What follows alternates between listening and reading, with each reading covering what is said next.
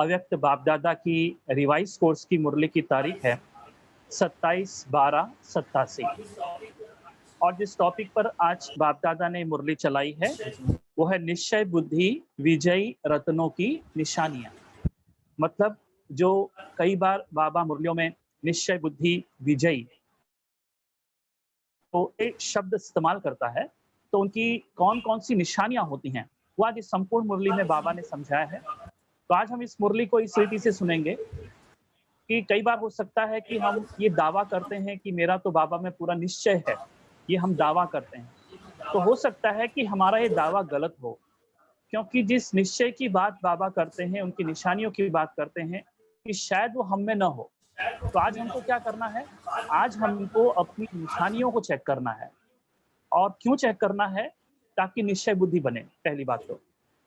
तो निश्चय बुद्धि की निशानियाँ क्या-क्या है? तो हर एक बच्चे के निश्चय की निशानियाँ देख रहे हैं। निश्चय की विशेष निशानियाँ हैं। तो पहला कहा, जैसा निश्चय वैसा कर्म, वाणी में हर समय चेहरे पर रूहानी नशा दिखाई देगा। क्या कहा बाबा ने? जैसा निश्चय वैसा कर्म, वाणी में हर समय चेहरे पर रूहानी नशा दिखाई देगा। तो निश्चय अलग-अलग टाइप का हो सकता है। निश्चय अलग-अलग टाइप का हो सकता है और वैसा उसका कर्म होगा। वाणी में हर समय चेहरे पर रूहानी नशा दिखाई पड़ेगा और चेहरे पर उसकी निशानी क्या होगी? बाबा ने कहा, रूहानी नशा। ये पहला निश्चय, ये पहला लक्षण हमें अपने आप में चेक करना है। एक तो जैसा निश्चय वैसा कर्म और वाणी में हर समय चेहरे पर रूहानी नशा दिखाई देगा, ये पहला लक्षण बताया।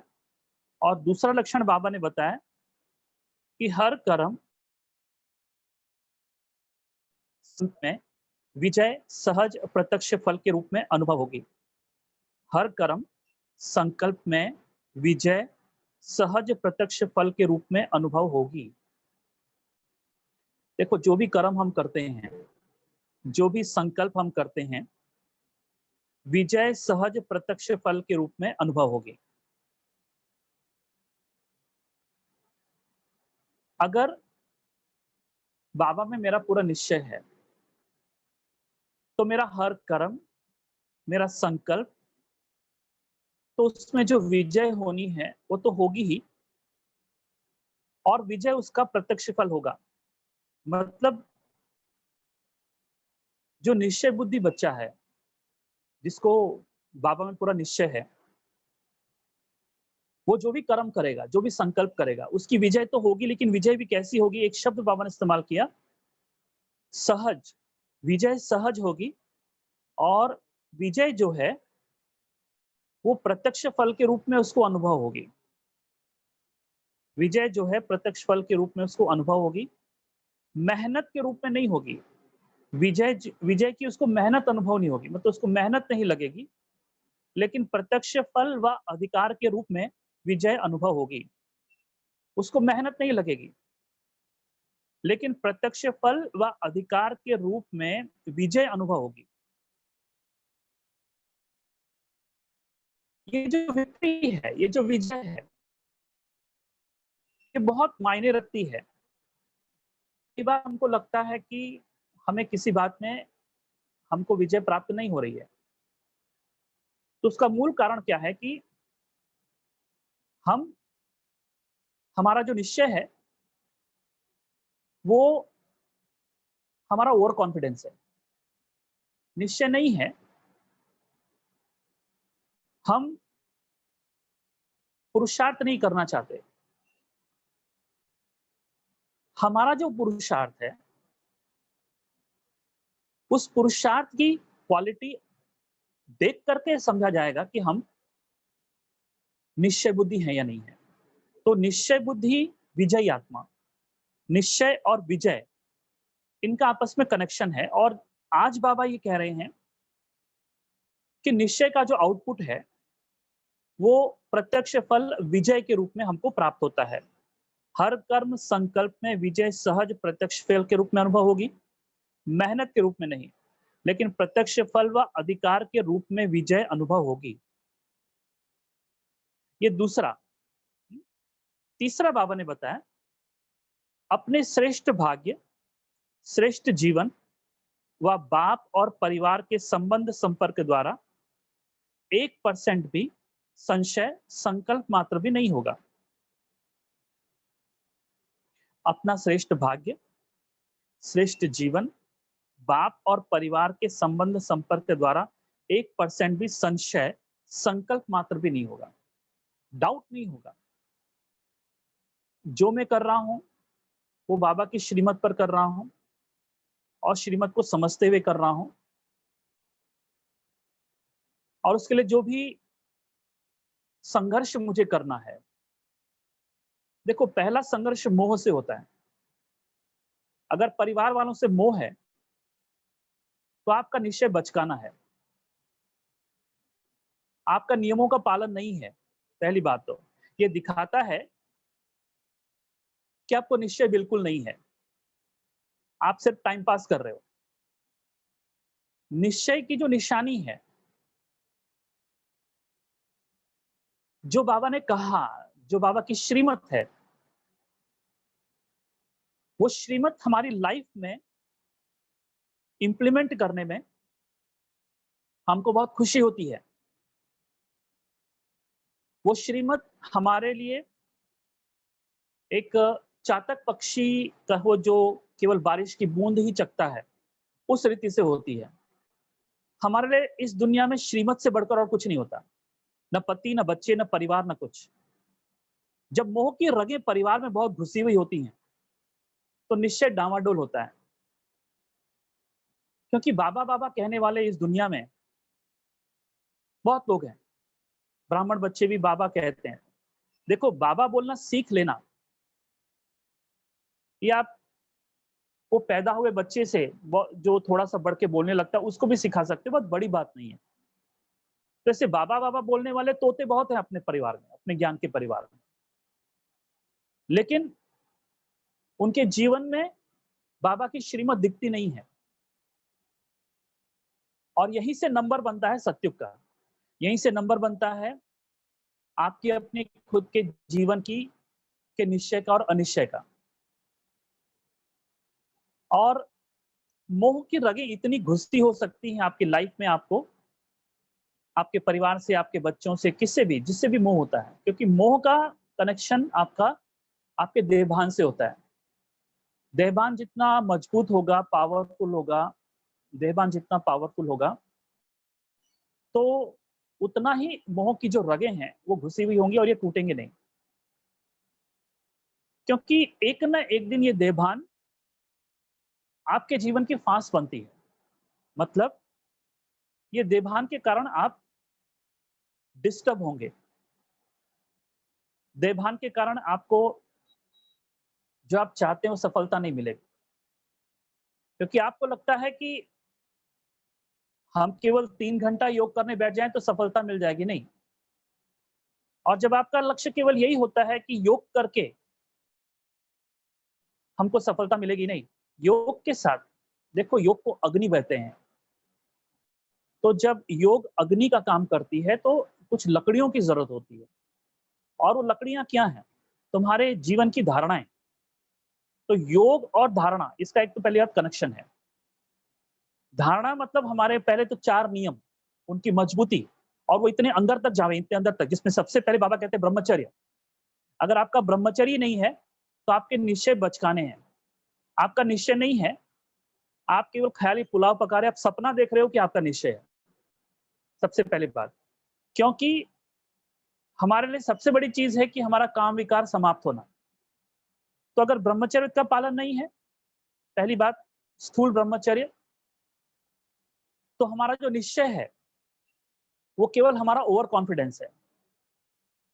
और इस ओवर कॉन्फिडेंस पर हम अगर इतरा रहे हो कि नहीं, हमको विजय होनी चाहिए, तो आप भटके हुए बीके हो सकते हैं। बीके में एक भटका हुआ बीके, जो अपने मूल पर, अपने कोर पर, अपने फाउंडेशन पर ध्यान नहीं दे रहा है, लेकिन केवल शाखाओं पत्तियों की बात करता है। तो तीसरी बात जो बाबा ने कहा, अपने श्रेष्ठ भाग्य, श्रेष्ठ जीवन व बाप और परिवार के संबंध संपर्क द्वारा 1% भी संशय, संकल्प मात्र भी नहीं होगा। देखिए, निश्चय का केवल ये मतलब नहीं है कि आप छोटे बच्चों की तरह खाली ये जोर-जोर से बोलने लगो कि मेरा बाबा में निश्चय है। निश्चय वाले के चेहरे पर धारणा का बल आता है, और धारणा मतलब आपके लाइफ में एक अनुशासन होगा, आपके लाइफ में अमृत वेला होगा, आपके लाइफ में 4 बजे 3 बजे उठकर योग करने का शौर्य दिखाई पड़ेगा। क्लास, मुरली का श्रवण, पठन, मनन, चिंतन, ये सब बातें आपकी लाइफ में दिखाई पड़ेंगी। आपका पूरा जीवन, आपका 24 घंटे किसी न किसी बाबा के कनेक्शन से रिलेटेड, से संबंधित बातों में व्यतीत होगा। इसलिए निश्चय की जो निशानियां हैं वो बहुत गहरी हैं। आज की मुरली से बाबा हमारे अंदर में निश्चय के प्रति जो गलतफहमी है वो भी निकाल रहे हैं, और निश्चय किसे कहा जाए उसका सही निरूपण बाबा हमको दे रहे हैं। चौथी बात कही, क्वेश्चन मार्क समाप्त, हर बात में बिंदु बन बिंदु लगाने वाले होंगे। हर बात में बिंदु बन बिंदु लगाने वाले होंगे। बिंदु माना जो भी आसपास हमारे घटनाएं घटती हैं, उसका प्रभाव हमारे मन पर, उसका चिंतन, और प्रभाव का मतलब उसका दुष्प्रभाव। हम डिस्टर्ब हो गए,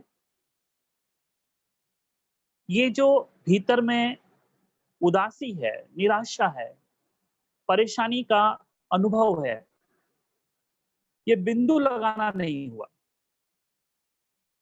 बिंदु का मतलब होता है कि मुझे मेरे जीवन में घटने वाली हर घटना मेरे भीतर में, मेरे जो मन का संतुलन है, उसे बिगाड़ पाने में सक्षम नहीं हो। ये जब एबिलिटी मुझे प्राप्त हो जाती है, ये जब क्वालिटी मुझे प्राप्त हो जाती है,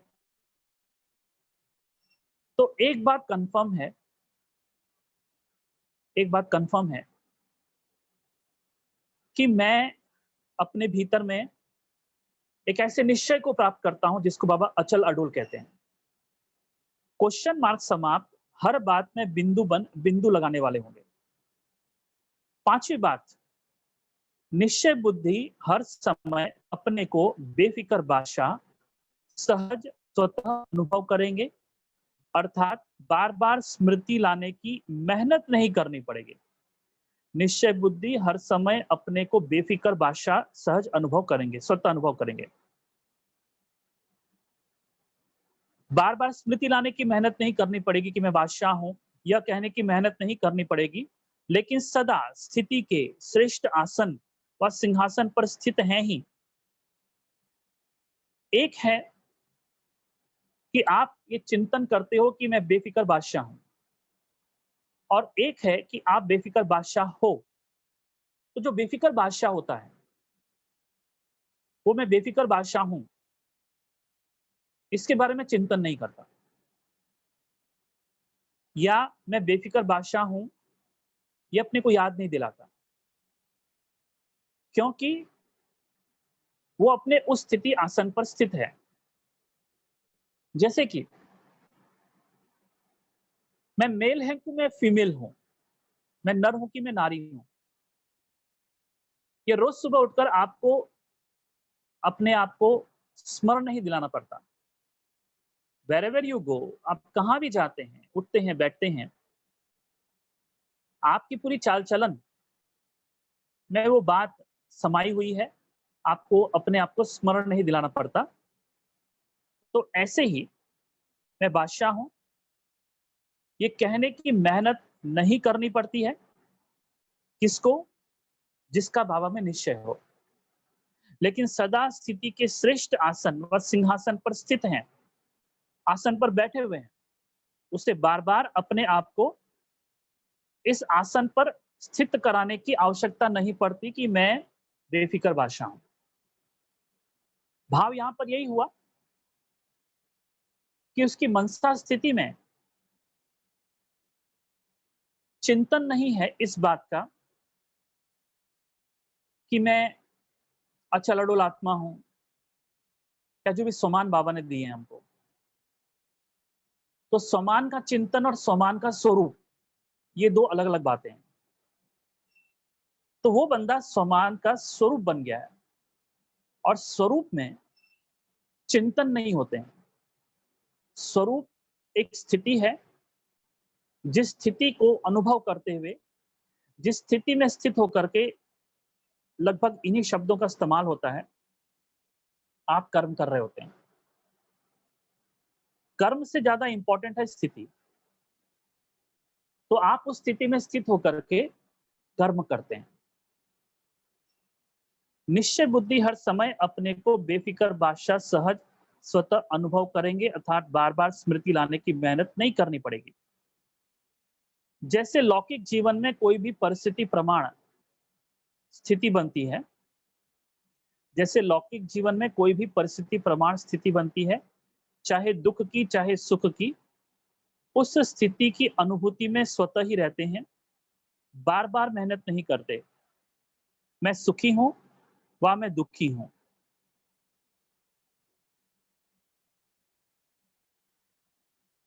देखिए, जब इंसान दुखी होता है तो वो दुखी होता है। जब इंसान सुखी होता है, सुख होता है उसे, तो सुख का अनुभव कर रहा होता है। उसे उस स्थिति के लिए कोई मेहनत नहीं करनी पड़ती। जिसको बाबा कहते हैं चाहे दुख की चाहे सुख की, उस स्थिति की अनुभूति में स्वतः ही रहते हैं, बार बार मेहनत नहीं करते कि मैं सुखी हूं व मैं दुखी हूं। बेफिक्र बादशाह की स्थिति का अनुभव स्वतः सहज होता है।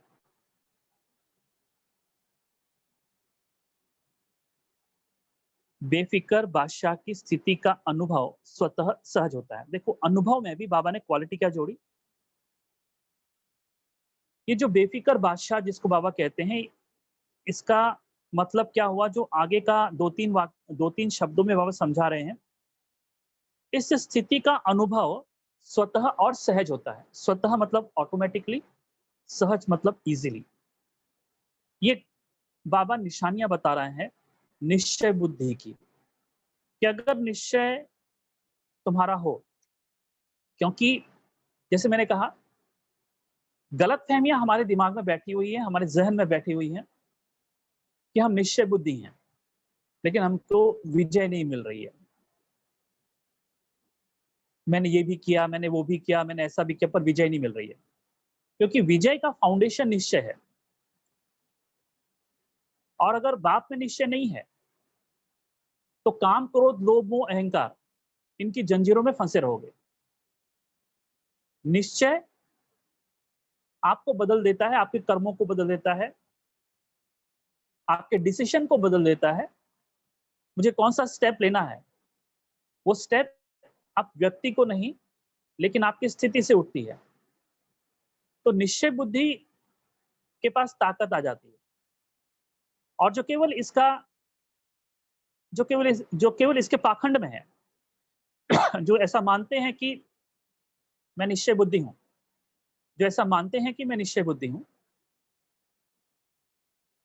लेकिन प्रैक्टिकल उनका कर्म देखें, तो उस कर्म को अगर हम एनालाइज करें, तो उनके शब्द और उनके कर्म कहीं ये मैच नहीं होते हैं, और वो हमेशा कमजोरी की बात करते हैं, हमेशा परिस्थितियों की बात करेंगे,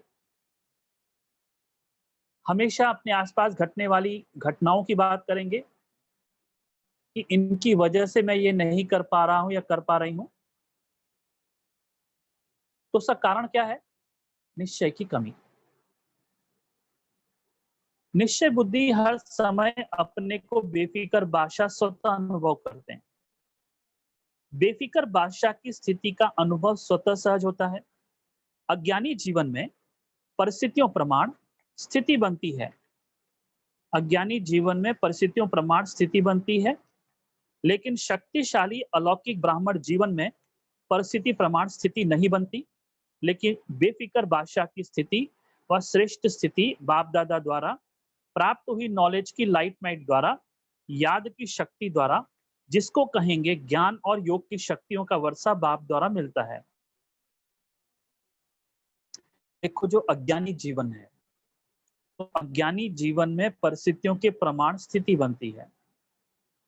अज्ञानी जीवन में परिस्थितियों के प्रमाण स्थिति बनती है, लेकिन शक्तिशाली अलौकिक ब्राह्मण जीवन में परिस्थिति प्रमाण स्थिति नहीं बनती, लेकिन बेफिक्र बादशाह की स्थिति व श्रेष्ठ स्थिति द्वारा, बाप दादा द्वारा प्राप्त हुई नॉलेज की लाइट माइट द्वारा, याद की शक्ति द्वारा, जिसको ज्ञान और योग की शक्तियों का वर्षा बाप द्वारा मिलता है। स्थिति स्थिति में बाबा ने अंतर बताया। जो अज्ञानी जीवन है, उनमें जो एक मनुष्य की स्थिति होती है, तो उसकी स्थिति का मेजॉरिटी हिस्सा परिस्थितियों के द्वारा निर्माण किया गया होता है। मतलब आपको जैसी परिस्थिति है, उस अनुसार उसकी स्थिति बनी हुई थी। अगर किसी व्यक्ति की स्थिति संसार में आप खराब देखते हो, तो ये कंफर्म है कि वो पूरी तरह परिस्थितियों में डूबा हुआ है, या उसके दिमाग में परिस्थितियां ही हैं, उसके आसपास की परिस्थितियां ऐसी हैं कि उसने अपनी स्थिति को उन परिस्थितियों पर ऐसा हावी बना रखा है, या उन परिस्थितियों के वो वशीभूत हुआ है, उसने अपने आप को उन परिस्थितियों के वश में अपने आप को कर डाला है। तो उसकी स्थिति इस बात का संकेत है। यदि मान लीजिए कोई व्यक्ति अगर दुखी है, तो दुखी व्यक्ति क्यों दुखी है? क्योंकि उसने अपने आप को परिस्थितियों में डुबा दिया है। वो परिस्थितियों के बारे में सोच रहा है, उसका ही चिंतन कर रहा है, और बचपन से ही हमारी आदत बनी हुई है। इसलिए ये आदत कई बार इतनी प्रभावी हो सकती है कि आप कुछ समय के बाद ये आपका एक रोग बन जाएगा। लोग आपको समझाने की कोशिश भी करेंगे, आपके दिमाग में एक रत्ती भर भी बात नहीं बैठेगी, क्योंकि रोग बहुत हो गया, जिसको हम कहते हैं बियॉन्ड डैमेज। देखिए, आज जो कोरोना का नया स्ट्रेन निकला है, कहते हैं कि वो इतना पावरफुल है कि अगर इग्नोर किया जाए तो वो हमारे पूरे फेफड़ों को डैमेज कर देता है, और कई बार वो डैमेज ऐसा होता है कि इट इज बियॉन्ड कंट्रोल। तो ऐसे कई लोगों की मौतें हो रही हैं। अगर सम परसेंटेज में है, तो आपको वेंटिलेटर पर रख के या ऑक्सीजन दे करके उसको हील किया जाता है।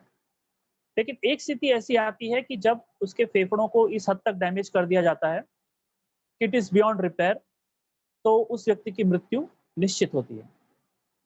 ऐसे ही बचपन से ये जो आदतें हैं हमारी, कि परिस्थितियों की वजह से खुश होना, परिस्थितियों की वजह से दुखी होना, परिस्थितियों को देखकर उमंग उत्साह आना, परिस्थितियों को देखकर उमंग उत्साह का गायब हो जाना, धीरे धीरे ये व्यक्ति रोगी बनना शुरू करता है। अगर इसने ध्यान न दिया, तो कम उम्र में उसको इतना इसका नहीं लगता है, पर धीरे धीरे ये बढ़ता जाता है। इस व्यक्ति को फिर हम कहते हैं साइकोलॉजिकली वो डिस्टर्ब हो गया है। अब ये व्यक्ति समझने के भी बाहर चला गया, क्योंकि इसने इतना ज्यादा अपनी परिस्थितियों पर अपनी खुशियों को, अपने दुख को सेट करके रखा है, कि अब वो इतना परिस्थितियों के वशीभूत है कि रात दिन वो परिस्थितियां उसके अंदर में एक जहर का काम कर रही हैं। और उसका कारण क्या है कि लाख कहने के बावजूद, लाख समझाने के बावजूद, उसके कान में ये बात घुसती नहीं है कि मुझे परिस्थितियों को नहीं, अपनी स्थितियों को पावरफुल बनाना है।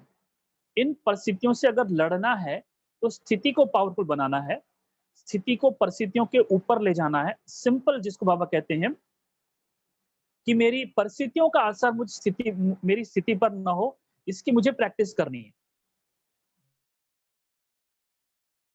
और हमें खुद करनी है, हमें खुद ये जिम्मेदारी अपने हाथ में लेनी है, हमें किताबों को पढ़ना है और इसकी प्रैक्टिस सबसे पहली बात तो इसकी प्रैक्टिस करनी है। क्योंकि कुछ लोग प्रैक्टिस नहीं करते, खाली पूछते हैं। पूछना इस बात का संकेत है कि इसको प्रैक्टिस नहीं करनी है। क्योंकि जिसको प्रैक्टिस करनी है, वो पूछता नहीं है, वो अपनी प्रैक्टिस से ही अपने उत्तर निकालता है। और कुछ हैं जो इतना पूछते हैं कि प्रैक्टिस कभी नहीं करते हैं, वो परिस्थितियों के वशीभूत रहते हैं। ऐसे बाबा के कई बच्चे हैं, जो पूछते हैं और उनको ऐसा लगता है कि पूछने से मेरे को समाधान मिलेगा, पूछने से कुछ समाधान नहीं मिलेगा। आप उस बात पर प्रैक्टिस करो और आपकी प्रैक्टिस से समाधान निकलेगा। पुरुषार्थ करो, पुरुषार्थ से समाधान निकलेगा। आपका स्वयं का पुरुषार्थ ही आपको गाइड करेगा। आप अगर आलसी हो, आप अगर आलसी हो, तो आलसी व्यक्ति बहुत पूछता है। सबसे ज़्यादा आलसी व्यक्ति पूछता है, क्योंकि उसे अपने मन को ये कन्विंस करना है कि पूछ तो रहा हूँ ना, तो उसका मन उसके साथ एक गेम कर रहा है। क्या गेम कर रहा है? तेरे को ऐसे ही सुस्त पड़े रहना है, निठल्ला, तुझे कुछ काम नहीं करना है, पुरुषार्थ कुछ नहीं करना है, तो एक काम कर, जो भी मिले उससे पूछ-पूछ कर। ऐसे बहुत निठल्ले, जिनको कुछ पुरुषार्थ करना नहीं है, खाली प्रश्नों की झड़ी लगा देते हैं, पूछते हैं। और हमने देखा है कि जो जितना ज़्यादा प्रश्न पूछता है, उतना ज़्यादा आलसी होता है। कन्फर्म है ये उसके अंदर का लक्षण है। पुरुषार्थ के लिए प्रश्नोत्तरी नहीं चाहिए, पुरुषार्थ के लिए प्रैक्टिस चाहिए। आपको प्रैक्टिस करना है, उतरना है, नीचे उतरना है। बहुत ज़्यादा प्रश्न पूछने से आपके पैरों में ताकत नहीं आएगी। आपको जॉगिंग, वॉकिंग, रनिंग शुरू कर देना है, वैसे आपके पैरों में ताकत आएगी। जैसे-जैसे आप प्रैक्टिस करोगे, प्रैक्टिस से कई प्रश्न उत्पन्न होंगे। फिर वो प्रश्नों को सॉल्व करने के लिए फिर थोड़ा-सा आप और डीपली खुद का मनन चिंतन करोगे और आप पाओगे कि the Baba is giving you the guidance. Baba से आपको गाइडेंस मिल रही है और तभी निश्चय का जन्म होता है। इसलिए प्रैक्टिस, अनुशासन, नियम, ये सब जो चीजें हैं, ये आपको अपनी लाइफ में एक मिलिट्री ट्रेनिंग कहो, आर्मी ट्रेनिंग कहो, कमांडो ट्रेनिंग कहो, तो उस रीति से आपको अपनी लाइफ में स्थूल और सूक्ष्म रूप से दोनों रीति से अनुशासन का पालन करना है। और अगर आपका जीवन अनुशासित नहीं है, तो ये सारी बातें जो बाबा मुरली में कहता है, वो आपकी लाइफ का कभी हिस्सा नहीं बन सकती और आप जिंदगी भर केवल प्रश्न पूछते रहो। इसलिए प्रश्न पूछने का ये जो रोग लगा हुआ है, इस रोग को पहले खत्म करो। बहुत प्रश्न पूछ रहे हैं आपने, बहुत क्लासेस हो चुके हैं, बहुत वीडियोस हो चुके हैं। अब अगर कोई प्रश्न पूछता है, तो वो महामूर्ख की कैटेगरी में आएगा, कंफर्म। इसका मतलब वो बहरा है, वो सुन नहीं रहा है। सीधी सी बात है कि वो मुरली सुन नहीं रहा है। इसका मतलब सीधा सा है कि वो प्रैक्टिस नहीं कर रहा है, वो पुरुषार्थ नहीं कर रहा है। अगर आप अभी तक की तारीख में, आज तक की तारीख में भी अगर आप प्रश्न पूछने हैं, अगर आप प्रश्न पूछते हो, तो सीधी सी बात है कि बहरे हो। आपको बाबा की मुरली कानों में घुस ही नहीं रही है। सीधी सी बात है। इसलिए एक ही करो, अपने आप को खुद स्टॉप करो। बोलो no, I don't have to ask the questions to anybody. Now I have to practise. मेरी लाइफ को स्ट्रिक्ट बनाना है। मेरी लाइफ में इंटरनल और एक्सटर्नल, ये दोनों मुझे अपने डिसिप्लिन को फॉलो करना है। डिसिप्लिन जो बाबा ने मुझे बताया, डिसिप्लिन जो ब्राह्मणों का है, इंटरनल एंड एक्सटर्नल, तब जाके कुछ आपके हाथ सुराग मिलेंगे, कुछ करेंगे। बाकी पूछने पाछने की ये बीमारी समाप्त करो। अब वक्त गया है पूछने पाछने का। अब कर्म करने का समय आ गया है, पुरुषार्थ करने का समय आ गया है, योग आ गया है, मोह को तोड़ने का समय आ गया है, वैराग लाने का समय आ गया है। ये वक्त आ गया है। इस वक्त में भी आप पूछते रहोगे तो अंत में समय तक भी लोग मरने पर होंगे और आप प्रश्न फोन करके पूछ रहे होंगे कि मेरे को इस प्रश्न का उत्तर चाहिए। तो ऐसे ये जो प्रश्न पूछने के जो रोगी हैं, जिनको कैंसर की तरह हो गया है, जो बार-बार प्रश्न पूछते हैं, हर मुरली को उठाकर प्रश्न पूछते हैं, एक ही बात है कि वो बिल्कुल बिल्कुल गोबर गणेश हो गए हैं। मतलब वो प्रश्न पूछ-पूछ कर भोंदू होते जा रहे हैं। वो प्रश्न पूछकर होशियार नहीं हो रहे हैं। वो प्रश्न पूछकर और ही गँवार होते जा रहे हैं। तो ये जो गँवारपना है, ये गँवारपना है, इससे हमको बाहर निकलना है। तो हमको एक ही काम करना है, हमको चुप रहना है और पुरुषार्थ करना है। पुरुषार्थ को गहराओ और इतना गहरा ले जाओ, इतना अधिक मात्रा में ले जाओ कि आपके पुरुषार्थ से आपको मिलने लगेंगे। ये सिंपल सा गणित है। जो लोग भी प्रश्न पूछने के पीछे पड़े हैं, उनसे मेरी खुद की दरख्वास्त होगी कि अब ये प्रश्न पूछने का जो सिलसिला बंद करो। Now stop it. बहुत प्रश्न पूछ लिए हमने, बड़ों से पूछ लिए, छोटों से पूछ लिए, तमाम लोगों से पूछ लिए। अब ये कैंसर की तरह आगे बढ़ रहा है। अगर आपको छुटकारा नहीं मिल सकता है, तो आप कभी भी अपने मूल केंद्र में आत्मा हूँ, उस परमात्मा के साथ कनेक्शन, योग नहीं जुट पाएगा और आने वाली परिस्थितियाँ आपके लिए खुद एक डिप्रेशन का कारण बनेगी, भले आप कितने सालों से भी मुरली सुन रहे हो।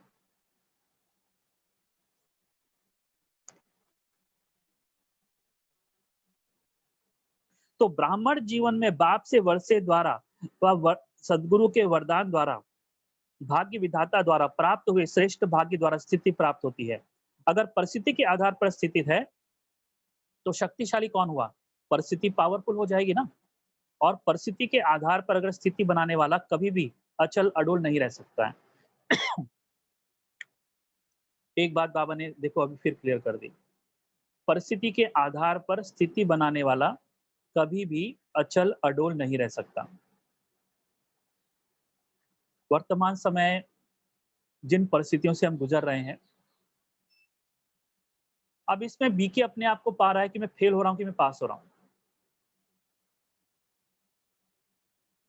अब ये इन परिस्थितियों में आपके मन का जो डावाडोल है, डावाडोल पना है, वो अगर क्लियर दिख रहा है आपको, तो संभल जाओ।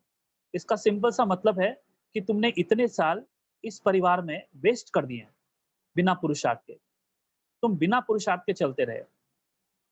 इसलिए इन परिस्थितियों में तुम अपने आप को मायूस, निराश, परेशान पा रहे हो। तो परिस्थिति के आधार पर स्थिति बनाने वाला कभी भी अचल अडोल नहीं रह सकता है। अगर आप ब्राह्मण परिवार में आज की तारीख में किसी को डोलायमान देखते हो, तो समझ जाना कि इसने अपना पूरा आधार परिस्थिति पर बनाकर रखा है। ये बाबा की बात को सुन ही नहीं रहा है, इसने कान बंद कर दिए। देखिए, मुरली जो आप सुन रहे हो, इसको सुनना नहीं कहते। सुनना किसको कहते हैं कि आपने जो मुरली सुनी, उस मुरली को आचरण में लेकर आ गए। आप उस मुरली को आचरण में ले आ गए। इसका सिंपल सा मतलब ये होता है। तो अगर आप आचरण में नहीं लाते हो, आप कन्नी काट लेते हो, आप आलस करते हो और अभी आपके कई बातें रही हुई हैं और आप नहीं कर रहे हो, तो ये और कुछ नहीं, ये आपके आलस का प्रतीक है। तो विजय की अपेक्षा करना ही नहीं। फिर आपके जीवन में जो हो रहा है, वो एज पर योर पुरुषार्थ हो रहा है। कोई नया नहीं हो रहा है, कोई गलत नहीं हो रहा है, बिल्कुल सही हो रहा है आपकी लाइफ में। अगर आपको दुख मिल रहा है, ये बिल्कुल सही मिल रहा है। क्यों? क्योंकि आप खुद ही दुख के बीज बो रहे हो और अपने स्थिति को परिस्थितियों पर आधारित किए हो, तो आपको दुख मिल रहा है। ये बिल्कुल एज पर द रूल बिल्कुल ठीक हो रहा है, बिल्कुल ठीक हो रहा है, गलत नहीं हो रहा है। आप एक ऐसी भूल-भुलैया में हो कि आप गलत कर रहे हो, तो अपेक्षा कर रहे हो कि मेरे को सही रिजल्ट मिले। हमेशा अगर आपको दुःख मिल रहा है, तो आप ये सोचो कि आप अंदर में दुःख के बीज पैदा कर रहे हो। आप अंदर में ऐसे संकल्प कर रहे हो, ऐसे विचार कर रहे हो, जो अल्टीमेटली आपको दुःख दे रहे हैं, तो आपके साथ बिल्कुल सही हो रहा है, गलत बिल्कुल नहीं हो रहा है। As far as the law is concerned, जहाँ तक कि नियमों का सवाल है, आपके साथ बिल्कुल नियम काम कर रहा है। आप उस नियम को पहले समझो। अगर आपको दुःख मिल रहा है, तो ये आपके अपने खुद के एक क्योंकि आप एक नियम को तोड़ रहे हो। कि जैसा आप सोचोगे, जैसा आप विचार करोगे, जिस प्रकार का चिंतन आपके अंदर में चल रहा है, जिस प्रकार के थॉट्स आपके अंदर में चल रहे हैं, वही आपके दुखों का कारण बनेगा और वही आपके सुखों का कारण बनेगा। इस नियम को आप अच्छी तरह जान लो। इसलिए दोष मत दो कि फलाना-फलानी, ढिमकना-ढिमकनी इसकी वजह से नहीं, कोई भी रिस्पॉन्सिबल नहीं है। आप अपने दुखों की रिस्पॉन्सिबिलिटी खुद लेना सीखिए। इतनी तो रिस्पॉन्सिबिलिटी हमको लेनी है। अगर हम यही नहीं सीखे, तो बाबा की मुरली के प्रति हम बहरे हैं। इसीलिए मैं बहरा शब्द का इस्तेमाल कर रहा हूँ। कि आप कानों से मुरली सुन रहे हैं, इससे कोई बहरा नहीं होता है। बहरे का मतलब क्या है कि जो मुरली सुनी, लेकिन उस मुरली के अनुकूल आचरण नहीं है, तो आप मुरली के प्रति बिल्कुल बहरे हैं। इसलिए बहुत ज़्यादा मुख से ढिंढोरा नहीं पीटो बाबा, बाबा का। बहुत ज्यादा है बाबा नहीं बोलो, आपको देख के लोगों को बाबा याद आए, ऐसा कुछ करो। तो ऐसे बाबा बाबा बोलने से, मुख से आवाज आवाज में बाबा बोलने से, ये कोई आवाज में बाबा नहीं है, आवाजों से परे बाबा है। तो आपकी अपनी मौन की स्थिति, आपका अपना आचरण, आपका अपना उठना बैठना, आपकी अपनी सोच, आपका अपना डिसीजन, आपकी अपना अनुशासन, आपकी अपनी धारणा, आपका आपका नियम, उसमें बाबा समाया हुआ है। वो देख करके लोग बोले कि ये बाप समान है, या आपको देख करके बाब उनको अपनी धारणाओं की रियलाइजेशन हो कि मुझे ये धारणाएं करनी है। तो समय बहुत तेजी से आगे बढ़ रहा है, यह समय आ चुका है। ये आपकी अपनी खुद की धारणा, आपके बोल, आपकी आपकी पर्सनैलिटी बोले, ना कि आपके शब्द बोले।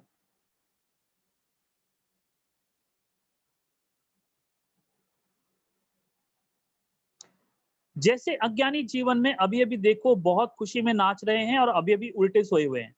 तो अलौकिक जीवन में ऐसी हलचल वाली स्थिति नहीं होती है। परिस्थिति के आधार पर नहीं, लेकिन अपने वर्षे और वरदान के आधार पर, वह अपनी श्रेष्ठ स्थिति के आधार पर परिस्थिति को परिवर्तन करने वाला होगा। तो निश्चय बुद्धि इस कारण सदा बेफिक्र बादशाह है, क्योंकि फिक्र होता है कोई अप्राप्ति व कमी होने के कारण। अगर सर्व प्राप्ति स्वरूप है, मास्टर सर्वशक्तिवान है, तो फिक्र किस बात का रहा? छठी बात फिर बाबा ने बताई, देखो निश्चय बुद्धि के बारे में।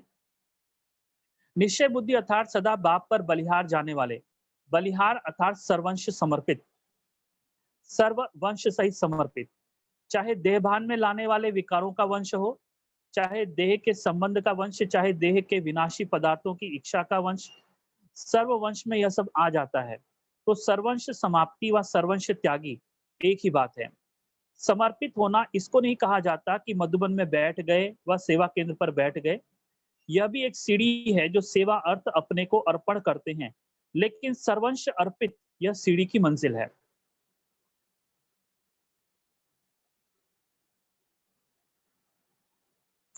अब देखिए बाबा ने समर्पित होने की बात कही है। क्या कहा बाबा ने? समर्पण के बारे में जो गलत फहमियां हैं, समर्पित होना इसको नहीं कहा जाता कि मधुबन में बैठ गए व सेवा केंद्र पर बैठ गए, तो हम अभी मधुबन में समर्पित हो चुके हैं या सेवा केंद्र पर समर्पित हो चुके हैं, इसको समर्पण नहीं कहते। बाबा ने कहा ये एक सीढ़ी है, समर्पण एक सीढ़ी है। अच्छा, लेकिन सीढ़ी की मंजिल क्या है? अब बाबा कहते हैं सेवा अर्थ अपने को अर्पण करते हैं, लेकिन सर्वंश अर्पित यह सीढ़ी की मंजिल है। समर्पित, ओके, एक स्थूल समर्पण है। जब आप सेवा केंद्र पर या मधुबन में समर्पित होते हो, या आपको सुनने में आता है कि ये समर्पित हैं, ठीक है। लेकिन बाबा उससे आगे ले जाते हैं, हमको समर्पण से आगे ले जाते हैं, सर्वंश अर्पण। अब सर्वंश अर्पण का जो डिटेल बाबा ने बताया कि इसमें उसके पहले जो बाबा ने कहा बलिहारी अर्थात सर्वंश समर्पित, सर्ववंश सहित समर्पित, चाहे देहभान में लाने वाले विकारों का वंश, ऐसे विकार जो मुझे बार बार बॉडी कॉन्शियस बनाते हैं, उनका उनका समर्पण, चाहे देह के संबंध का वंश, चाहे देह के संबंध का वंश, देह के संबंधी हैं, देह से रिलेटेड बातें हैं, उनका समर्पण, देह के विनाशी पदार्थों की इच्छाओं का समर्पण, सर्ववंश, यह सब आ गया। अब ये अपने आप में चेक करो, ये दूसरों को चेक करने के लिए बाबा मुरली नहीं चला रहा है, ये अपने आप को चेक करने के लिए बता रहा है। यह भी एक सीढ़ी है। तो एक सीढ़ी चढ़ गए, लेकिन मंजिल पर पहुंचने वाले निश्चय बुद्धि की निशानी है तीनों ही वंश सहित समर्पित। तीनों ही बातें स्पष्ट जान गए ना। वंश तब समाप्त होता है जब स्वप्न व संकल्प में भी अंश मात्र नहीं। अगर आपके स्वप्न और आपके संकल्प, इसमें भी ये बातें हैं, विकारों का है, देह के पदार्थों का है, वही आपको स्वप्न आ रहे हैं, तो ये निश्चय की निशानी नहीं,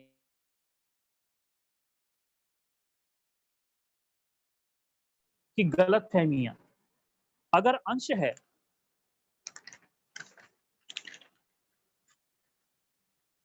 वंश पैदा हो ही जाएगा, इसलिए सर्वंश त्यागी की परिभाषा अति गुह्य है, यह भी कभी सुनाएंगे।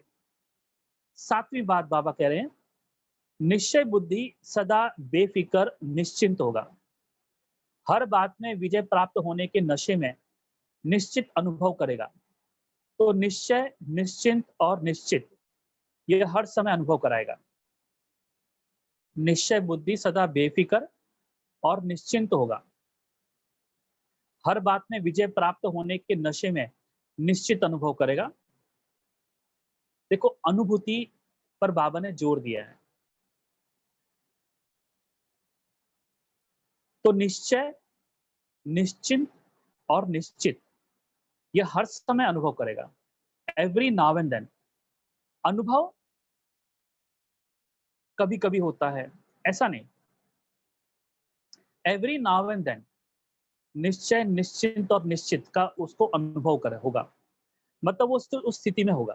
पहली बात तो निश्चय की स्थिति, निश्चिंत की स्थिति और निश्चित की स्थिति होना ही है। निश्चिंत, कोई इस प्रकार का निगेटिव चिंतन नहीं है उसके बारे में कि होगा कि नहीं होगा, और निश्चय है बाबा पर। अब ये मतलब ये इन बातों से है कि बाबा पर निश्चय रखा नहीं है उसने, कोई उसको निश्चय नहीं है बाबा पर, लेकिन उसके पुरुषार्थ ने एक ऐसी स्थिति बना दी जिसको निश्चय की स्थिति कहते हैं। उससे बहुत सारी चीजें हैं। निश्चय और निश्चिंत और निश्चित में एक बात ऐसी नहीं है कि जो मैंने सोचा वैसी होगा। जो भी होगा, जो भी होगा, इट इज द बेस्ट। ये जो मनस्थिति है, ये मनस्थिति उसमें डेवलप होगी, जो चिंतन की वजह से नहीं आया है।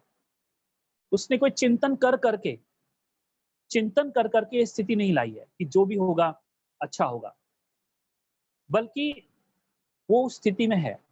इसलिए बहुत इंपॉर्टेंट चीज है कि एक कहने वाले कि जो होगा उसमें कल्याण छिपा हुआ है, और एक जिनको जो इस अनुभव में जी रहे हैं कि जो भी हो रहा है उसमें कल्याण छिपा हुआ है, और एक इस चिंतन में जी रहे हैं कि जो भी हो रहा है उसमें कल्याण। तो ये जो सोच है कि जो भी हो रहा है उसमें कल्याण छिपा हुआ है, ये डरपोक व्यक्ति है जो डर डर के चिंतन करता है, क्योंकि इसको पूरा निश्चय नहीं है, इसलिए चिंतन कर करके अपने अनिश्चय को दबाता है। मतलब उसको अंदर में पूरी तरह ये निश्चय है कि मेरा बाबा में निश्चय नहीं है। उसके अंदर में ये पूरा निश्चय है कि मेरा बाबा में निश्चय नहीं है। अब मेरा बाबा में निश्चय नहीं है, इसको झुटलाने के लिए, जो कि रियलिटी है, इसको झुटलाने के लिए अब वो क्या चिंतन करता है कि जो भी हो रहा है उसमें कल्याण छिपा हुआ है, मेरा बाबा में पूरा निश्चय है। जब जब कोई व्यक्ति कहता है कि मेरा बाबा में पूरा निश्चय है, तो ये अपने अंदर की ऑपोजिट बात बोल रहा है। अगर तेरा बाबा में निश्चय है तो तुझे ये बताने की जरूरत नहीं है कि तेरा बाबा में निश्चय है। तुम्हें ये बताने की जरूरत नहीं है कि तेरा बाबा में निश्चय है। तुम्हें कोई एक्शन करने की जरूरत नहीं है, तुम्हें कोई नौटंकी करने की जरूरत नहीं है, तुम्हें कोई ड्रामा करने की जरूरत नहीं है। तुम इस बात को प्रूव करने की जरूरत नहीं है। ये जब तुम प्रूव करते हो कि मैं दूसरों को प्रूव करूं कि मेरा बाबा में निश्चय है, यही इस बात का संकेत है कि तुम अपने अंदर की उल्टी बात कर रहे हो। तुम असल में तुम्हारा बाबा में निश्चय नहीं है, इसलिए तुम प्रूव करना चाहते हो। असल में तुम्हारा बाबा में निश्चय नहीं है, इसलिए तुम ये बार बार बोलते हो कि मेरा बाबा में निश्चय है। असल में तुम्हारे दिल में बाबा नहीं है, इसलिए तुम्हारी जबान पर ज्यादा बाबा है। तुम्हारे दिल में बाबा नहीं बैठा है, तुम्हारी जबान पर बाबा बैठा है। जबान पर बाबा बैठना और दिल में बाबा बैठना दोनों में अंतर है। कईयों की जबान पर बाबा बैठा है, दिल में नहीं बैठा है। और जिनके दिल में नहीं बैठा है वो जबान पर ज्यादा बाबा बोलते हैं, उनकी जबान में ज्यादा बाबा होता है। और जिनके दिल में बैठा है उनकी जबान चुप हो जाती है। वो चुप नहीं होते हैं, चुप हो जाते हैं। दिल में जब बाबा बैठ जाता है तो चुप्पी आ जाती है, क्योंकि वो जो रस दिल से उतर रहा है, उस जिस रस का मैं अनुभव कर रहा हूं, उस रस को अनुभव करने में मेरा बोलना एक बाधक मुझे सिद्ध होता है। फिर कई इसलिए नहीं बोलते क्योंकि उनके अंदर की कमी दिखाई पड़ेगी। कईयों को आप चुप देखते हो तो उनकी चुप्पी से ये मत समझ लेना कि इनके दिल में बाबा बैठा है, नहीं। क्योंकि अगर वो बोलेंगे तो अंदर का कीचड़ा बाहर आ जाएगा, क्योंकि अंदर कीचड़ है, तो वो अपने कीचड़ को अंदर में दबा के रखें। क्योंकि मेरे मुख से गलत बोल निकल जाते हैं, मेरे मुख से उल्टे-सुल्टे बोल निकल जाते हैं, मैं बहुत गलत बोल देता हूँ। मेरे मेरे अंदर की कमज़ोरी लोगों को मालूम पड़ेगी, इसलिए वो ज़्यादा सोशल भी नहीं होंगे, ज़्यादा आपसे बात भी नहीं करेंगे, क्योंकि उनको मालूम क्योंकि मेरी कमज़ोरी, मेरी गलती, मेरे अंदर का कीचड़, मेरे अंदर की गंदगी इन लोगों को दिखाई पड़ेगी, क्योंकि मैंने मैंने ऊपर से ऐसा स्टेटस बना के रखा है कि कोई मुझे ढूँढ ना ले। तो मैं अपने आप को, अपने अंदर की गंदगी को, क्योंकि मेरे ऊपर कंट्रोल खो जाता है, तो इसलिए कई लोग इसलिए भी चुप होते हैं, क्योंकि जैसे ही वो बोलते हैं, तो वो एकदम गोबर गणेश और बुद्धू दिखाई पड़ते हैं। एकदम एकदम ऐसा दिखाई पड़ता है कि इसको कुछ भी कुछ इसको कॉमन सेंस भी नहीं है। कॉमन सेंस, सिक्स्थ सेंस, अलौकिक सेंस की तो बात ही छोड़ो, कॉमन सेंस भी नहीं है। अनकॉमन सेंस की तो बात ही छोड़ो, तो कॉमन सेंस भी नहीं है। जैसे आजकल के पढ़े-लिखे बहुत सारे होते हैं, दे आर वेल एजुकेटेड, लेकिन उनको इतनी भी अक्ल नहीं होती है कि जूते कहाँ उतारना है। उनको इतनी भी अक्ल नहीं होती जूते कहाँ उतारना है और पानी का ग्लास कहाँ रखना है, पेन निका जो चीज़ जहाँ से निकाली वहाँ पर रखना है। ये तो आपकी यूनिवर्सिटी आपको नहीं सिखाएगी, ये तो नहीं सिखाएगी। तो पढ़ लिख के अच्छा अच्छा वो ग्रेजुएट हो जाता है, इंजीनियर हो जाता है, पर उसको इतनी अक्ल नहीं होती है कि अगर ये चीज़ यहाँ से उठाकर हम रखें, ये अक्ल उसको नहीं होती। लेकिन प्रोजेक्ट बड़े-बड़े कर रहा है, थियरी में सब, सब थियरी। पावर पॉइंट अच्छा बना रहा है, बड़े-बड़े आर्टिकल लिख रहा है, पर उसको ये अक्ल नहीं है कि कुर्सी को उठाकर साइड में कैसे रखा जाता है। सोफ़े जो अपना पर्टिकुलर चीज़ है, किचन में पर्टिकुलर बर्तन है, वो बर्तन उठा के फिर कहाँ रखना होता है। उसको इतनी भी अक्ल नहीं है कि बर्तन साफ कैसे किया जाता है। जूते चमका रहा है, लेकिन बर्तन को चमकाने की अक्ल नहीं है। तो ऐसे पढ़े-लिखे बेअक्ल आप देखेंगे, educated but practically uneducated. University point of view educated but practical life में वो अनएजुकेटेड होते हैं। अनएजुकेटेड से भी जिसको हम गँवार कहते हैं, वो गँवार से भी महागँवार होते हैं। इसलिए मैंने ये कहा शब्द कि मुख से जो बाबा, बाबा बोलते हैं, उसकी अपेक्षा आप ये मुख से बाबा, बाबा जो बोलना है, उसको स्टॉप करो, उसको स्टॉप करो। आप अपने दिल में झाँको। आपके अगर दिल में बाबा बैठ गया, तो मुख से बाबा, बाबा निकलना बंद हो जाएगा। बहुत ज़्यादा बाबा, बाबा बोलने वाला, वो दिल में उसके बाबा नहीं होता है। आप इस गलतफ़हमी में हैं कि कोई बहुत ज़्यादा बाबा की बातें सुना रहा है, कोई बहुत ज़्यादा बाबा बोल रहा है। नहीं, वो सिर्फ़ एक ढकोसला है। क्योंकि जिसके दिल में बाबा बैठ जाए, उसके मुख पर चुप्पी छा जाए। क्योंकि बोलना ही उसके लिए क्योंकि बोलना उसके लिए व्यर्थ हो जाता है। वो कहता है कि why I should speak? It's totally nonsense. इसका कोई सेंस नहीं है। Because real essence I have achieved, क्योंकि मुझे रियल एसेंस मिल चुका है एंड दैट इज़ मेरे दिल में बाबा बैठा है। That's all. इसलिए मैंने कहा ना कि जो बहुत ज़्यादा बाबा बोलते हैं, बहुत ज़्यादा जिधर ज़रूरत नहीं उधर भी ज्ञान सुनाने लगते हैं और बेमतलब ज्ञान सुनाने लगते हैं और खाली अपनी डफली और अपना राग गाते रहते हैं। फिर कई बहुत ज़्यादा पूछते हैं, उनको लगता है पूछ-पूछ के वो क्यों पूछ रहे हैं? उसके पीछे कारण है, क्योंकि वो दिखाना चाहते हैं I am not idiot, I am very sensible, I am very wise, क्योंकि 15 8-10 साल से वो खाली पूछ ही रहे हैं। दिस शोज़ कि वो ये दिखाना चाहता है कि आई एम नॉट इडियट, आपके मन में मैं बहुत समझदार हूँ, मैं बहुत वाइज़ हूँ। ये दिखाने के लिए वो बोल रहे हैं। इसलिए साइकोलॉजिकली आप सोचिए कि अगर कोई व्यक्ति बोल रहा है तो उसके पीछे कारण है, sometimes it is totally opposite. इसलिए बहुत ज़्यादा जो पूछे, तो मत समझना कि बहुत ज़्यादा होशियार है। क्योंकि तुम्हारे प्रश्न से इस बात का संकेत है, प्रश्न ही तुम्हारा इस बात का संकेत है कि तुम जो पूछते हो वो कर कुछ नहीं रहे हो। तुम्हारे प्रश्न में ही तुम्हारी बुद्धिमत्ता या बुद्धूमता ये दोनों छुपे हुए हैं। इसलिए don't ask questions, don't ask question, let that experience emerge out of your practice. आपकी अपनी प्रैक्टिस से वो अनुभव को इमर्ज होने दो, द अनुभव will be your answer. Make your experience your answers, that is the best way to learn yoga, to learn this Brahman philosophy. तो इसलिए अगर आप इस ब्राह्मण परिवार में कुछ ऐसे बच्चों को देखते हो जो डिप्रेशन में है, निराशा में है, दुखी है और तमाम वर्षों से वो ज्ञान सुन रहे हैं, तो एक ही बात सुनना कि वो कर कुछ नहीं रहे हैं, वो सिर्फ सुन रहे हैं। वो सुनने तक आ गए हैं, करने तक नहीं, खत्म हो गया। उनकी लाइफ वहां तक ही रुक के रह गई है। इसलिए ऐसे पूछते रहेंगे और जिनको जिनको बनना है वो पूछते नहीं है, वो करते हैं।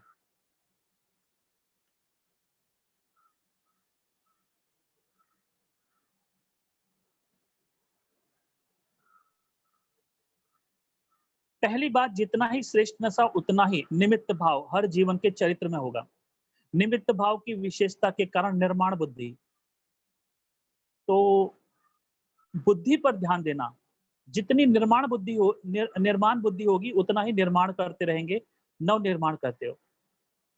अब हमारी स्थिति ऐसी हो जाए कि हमें अव्यक्त वाणियां समझ में आने लगे, क्योंकि अव्यक्त वाणियां कोई पोथी नहीं है। इनसे हमको उन रहस्यों को खोजना है, उन रहस्यों को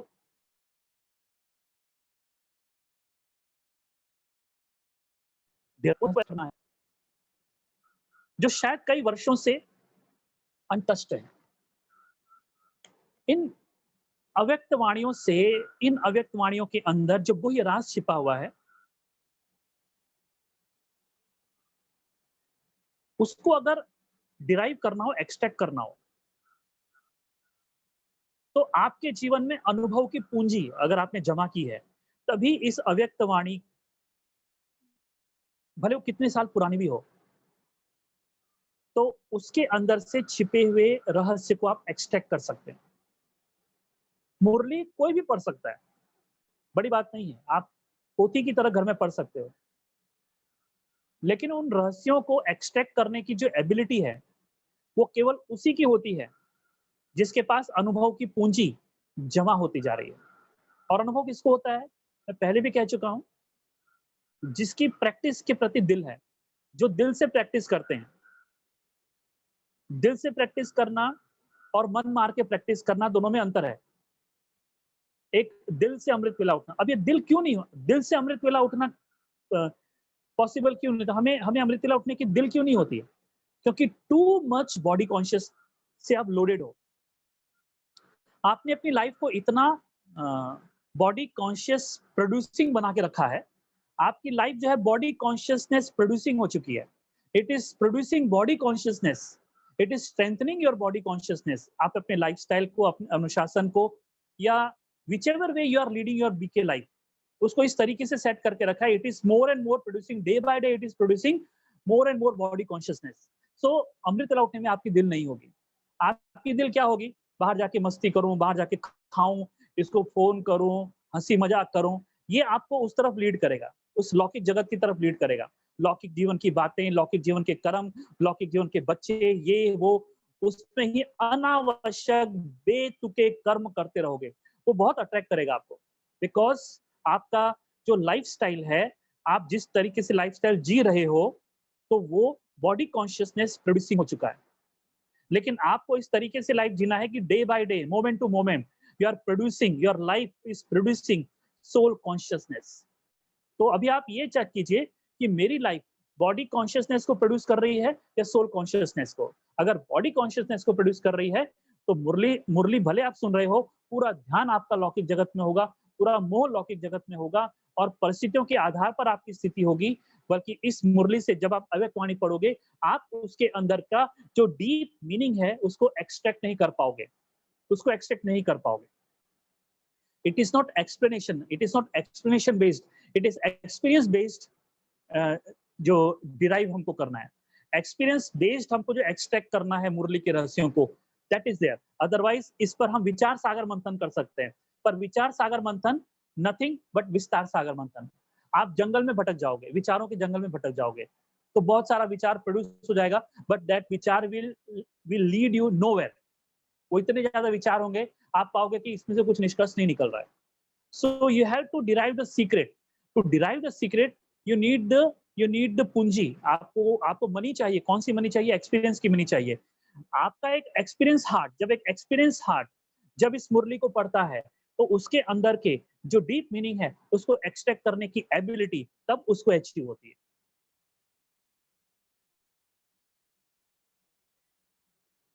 निश्चय बुद्धि की भाषा में सदा मधुरता तो कॉमन बात है, लेकिन उदारता होगी। उदारता का अर्थ है सर्व आत्माओं के प्रति आगे बढ़ाने की उदारता होगी। देखिए, एक निश्चय बुद्धि जो है मधुरता तो कॉमन बात है। बाबा इसको बहुत बड़ी बात नहीं कहता। मीठा मीठा बोलना बहुत बड़ी बात नहीं है। मीठा मीठा तो आपका सेल्समैन भी बोलता है, ठीक है?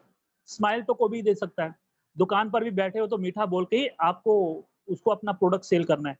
तो बाबा ने कहा मधुरता तो कॉमन बात है, इसको बहुत ज़्यादा अहमियत नहीं देना, क्योंकि ऐसे मधुर बोलने वाले चापलूस दिखते हैं।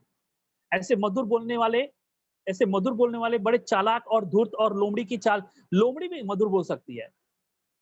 शिकार को फँसाने के लिए कई चालें होती है जानवरों की। तो उसमें बहुत सारी चालें होती है, उसको फँसाते हैं आप। तो ऐसे ही ये मधुरता क्या है, कई बार एक तरीका हो सकता है, मधुरता एक डिवाइस हो सकता है, दूसरों को फँसाने का, ये बताने का कि मैं बड़ा मधुर हूँ। ऐसे मधुर बोलने वाले लेकिन होते चापलूस हैं वो, होते धूर्त हैं। अब बहुत सारे ज्ञान में आए, मधुर बोलने वाले, आज है ही नहीं, क्योंकि वो मधुरता से अपनी कमज़ोरी को छिपा रहे थे। वो मधुरता से अपने अंदर की धूर्तता को छिपा रहे थे। मधुरता मुख में है, धूर्तता अंदर में है। तो एक धूर्त व्यक्ति भी बड़ा मधुर बोल सकता है। एक धूर्त व्यक्ति भी बड़ा मधुर बोल सकता है। तो इसको छोड़ो, अगली बात बाबा ने कहा, फॉरगेट इट। उदारता। यहाँ पर बाबा कहते हैं, उदारता का मतलब क्या? उदारता का मतलब ये नहीं कि मैं आगे बढ़ूँ। उदारता का मतलब है सर्व आत्माओं के प्रति आगे बढ़ाने की उदारता, कि सभी के सभी लोग आगे बढ़ें, सभी आगे बढ़ें। इसको उदारता कहता है। आज बाबा ने कहा गलतफ़हमी दूर करो मधुरता के बारे में। मधुरता बहुत कॉमन है। उदारता मधुरता से भी आगे है। कई मधुर होते हैं, पर उदार नहीं होते हैं, सेल्फिश होते हैं, स्वार्थी होते हैं। दिल में स्वार्थ होता है, मुख में मधुरता होती है। ऐसे स्वार्थी मधुर, इनसे बच के रहना और इसको परखने की शक्ति चाहिए। और अगेन मैंने कहा परखने की शक्ति के लिए आपको सोल कॉन्शियसनेस का फाउंडेशन आपको बहुत पक्का और भारी करना है। अदरवाइज़ ऐसे स्वार्थी मधुर आपको आपको ज्ञान में भी मिलेंगे, आपको लौकिक परिवार में भी मिलेंगे, अलौकिक परिवार में भी मिलेंगे। आपको उन लोगों को ढूँढना है जो उदार हैं, जो हमेशा ये मंशा रखते हैं कि सबको आगे बढ़ाएँ, सबको हम आगे बढ़ाएँ, सबको हम आगे बढ़ाएँ। ये उदारता, मतलब जिसकी भी जो भी विशेषता है, उस विशेषता को यज्ञ में लगा करके उसको आगे बढ़ाना, समझना कि ये प्रॉपर व्यक्ति है। ये आपके अंदर में आपकी विशेषता को ढूँढ कर भी उसको लगा देगा, उसको लगा देगा। क्योंकि बाबा हमेशा कहते हैं कि वो इस फ़ॉर्मूले पर जी रहा होता है कि अगर किसी की विशेषता यज्ञ में लगती है, तो उस विशेषता में 4 चाँद लग जाते हैं। तो बाबा ने भी हर एक बच्चे में विशेषता ढूँढ करके उसको यज्ञ में लगाया, यज्ञ की सेवा में लगाया। तो ऐसे ही उदार व्यक्ति का मतलब आपके अंदर की विशेषता को ढूँढ कर उस विशेषता को बाबा के यज्ञ में लगाया, ये उदार व्यक्ति का होता है। ये उदार व्यक्ति के कर्म होते हैं। मधुर व्यक्ति मधुर ही बोलता है, उससे ज़्यादा कुछ करता नहीं है। मधुर व्यक्ति मधुर बोल-बोल करके आपकी कन्नी काट लेगा। मधुर व्यक्ति मधुर बोल-बोल के ही आपको ही बाबा कहते हैं गोल-गोल फिरा देगा। आपको ही चकमा दे देगा। तो वो धूर्त लोमड़ी की तरह है। उदारता का अर्थ है सर्व आत्माओं के प्रति आगे बढ़ाने की उदारता। पहले आप, मैं नहीं। उदारता अर्थात दूसरे को आगे रखना। उदारता अर्थात दूसरे को आगे रखना। जैसे ब्रह्मा बाप ने सदैव पहले जगत अम्बा व बच्चों को रखा, मेरे से भी तीखी जगदम्बा है, मेरे से भी तीखे ये बच्चे हैं, यह उदारता की भाषा है। जहाँ उदारता है, स्वयं के प्रति आगे रहने की इच्छा नहीं, वहाँ ड्रामा अनुसार स्वतः ही मन इच्छित फल प्राप्त हो ही जाता है। जितना स्वयं इच्छा मात्रम अविद्या की स्थिति में रहते, उतना बाप और परिवार अच्छा योग्य समझ उसको ही पहले रखते हैं। तो पहले आप मन से कहने वाले पीछे रह नहीं सकते। तो वह मन से पहले आप कहता है तो सर्व वह मन से पहले आप कहता है तो सर्व द्वारा पहले आप हो ही जाता है। अब देखिए इस पर बाबा ने फिर एक वो हमें हमारी गलतफ़हमी दूर करी है। एक है जो मन से कहते हैं पहले आप और एक है तो मुख से कहते हैं पहले आप। तो ऐसे मुख से कहने वाले बोल नहीं नहीं पहले आप जाइए, आप खाइए, आप कीजिए वगैरह, ये मुख से बोलने वाला। और एक मन में जिसके मन में होता है कि पहले आप जाइए, मतलब उसके अंदर में होता है कि पहले इनको खाने दो, पहले इनको खाने दो, तो उसके दिल में त्याग होता है।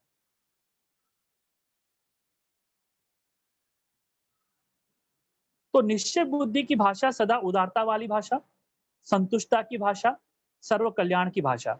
ऐसी भाषा वाले को कहेंगे निश्चय बुद्धि विजयी। अब भाषा शब्द का अर्थ समझना।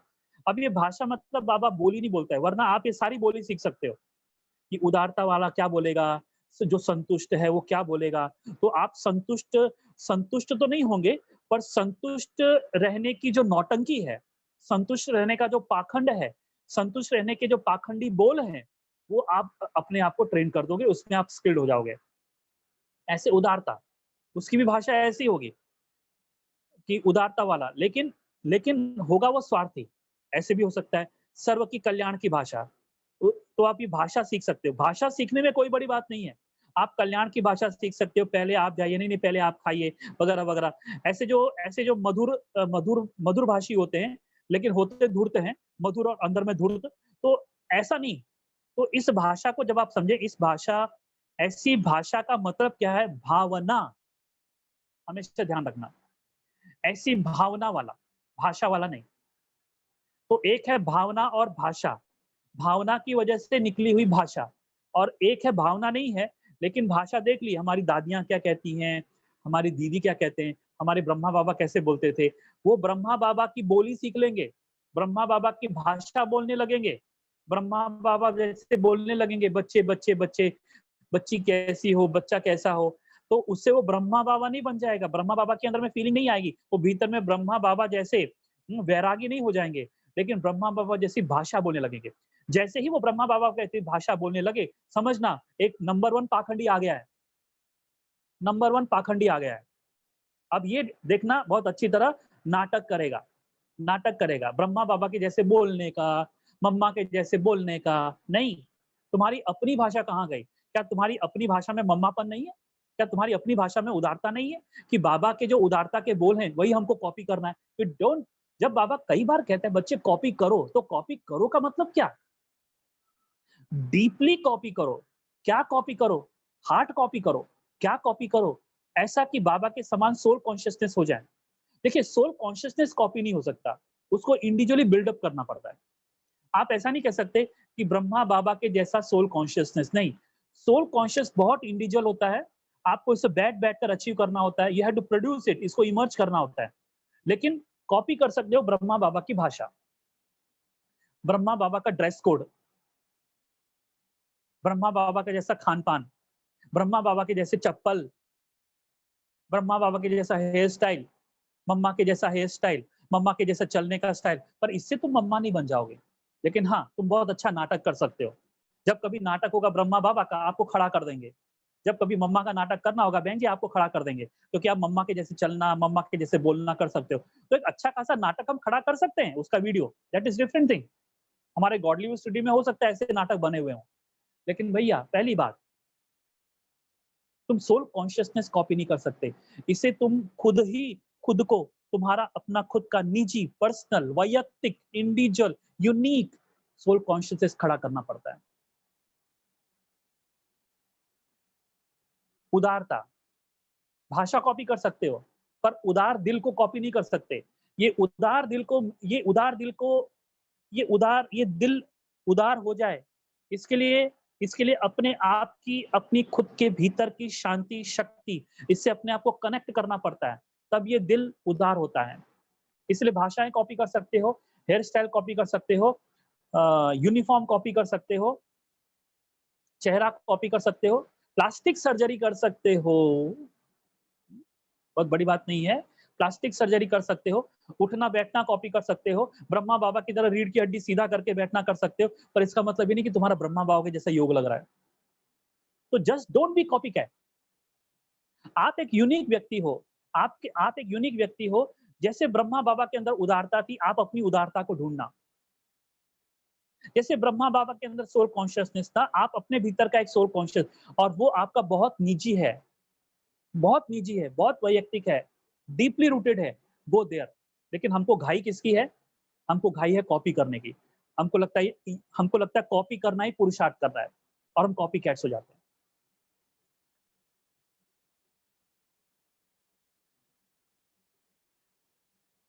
निश्चय फाउंडेशन है, लेकिन जब परिस्थितियों का, माया का, संस्कारों का, भिन्न भिन्न स्वभाव का तूफान आता है, तब मालूम पड़ता है निश्चय का फाउंडेशन कितना मजबूत है। अब ये अगेन दूसरों को चेक मत करना। हमारी सबसे बड़ी गलती क्या है? जैसे हम बोलते हैं परिस्थितियों का, माया का, संस्कारों का, स्वभावों का तूफान आता है, तब मालूम पड़ता है निश्चय का फाउंडेशन कितना मजबूत है। हमारी बुद्धि चल, हाँ, इसलिए तो मैं कहता था कि वो फलाना भाई, फलानी बहन, उसका कोई निश्चय नहीं है। हाँ, मतलब ये जो है, ये जो व्यक्ति है, ये व्यक्ति पाखंडी है। दूसरों को चेक करने के लिए बाबा ये मीटर दे ही नहीं रहे हैं। ये बाबा हमें खुद को चेक करने के लिए मीटर दे रहे हैं कि जब परिस्थिति आती है, जब माया का वार पड़ता है, जब संस्कार, तो कैसे मेरे भिन्न-भिन्न स्वभाव संस्कार इमर्ज होते हैं। तो बाबा कहते हैं, ये बाबा फिर इस बात को सिद्ध करना चाहते हैं कि बेटा तेरे को निश्चय नहीं है। तो यूँ ही ढिंढोरा पीट रहा है और ओवर कॉन्फिडेंस से मत आ कि तेरे को निश्चय है। अपना ये अहम, अपना ये अहंकार, अपना ये ईगो, अपना ये एटीट्यूड इसको खत्म कर। तुझे निश्चय नहीं है, क्योंकि छोटी-छोटी बातों पर तेरे पुराने संस्कार, पुराना स्वभाव सब कुछ तू वॉमिट कर देता है, निकल जाता है। तेरा पुराना संस्कार अभी तक रहा हुआ है, तो निश्चय काहे का? जैसे इस पुरानी दुनिया में भिन्न-भिन्न प्रकार के तूफान आते हैं, कभी वायु का, कभी समुद्र का, ऐसे यहाँ भी भिन्न-भिन्न प्रकार के तूफान आते हैं। तूफान क्या करता है? पहले उड़ाता है, फिर फेंकता है। तो यह तूफान भी पहले तो अपनी तरफ मौज उड़ाते हैं, अल्पकाल के नशे में ऊँचे ले जाते हैं, क्योंकि माया भी जान गई है कि बिना प्राप्ति यह मेरी तरफ होने वाला नहीं है। तो पहले आर्टिफ़िशियल प्राप्ति में उड़ाती है, फिर नीचे गिरती कला में आ जाती है। चतुर है ना? तो निश्चय बुद्धि की नज़र त्रिनेत्री होती है। तीसरे नेत्र से तीनों कालों को देख लेते हैं, इसलिए कभी भी धोखा नहीं खाते हैं।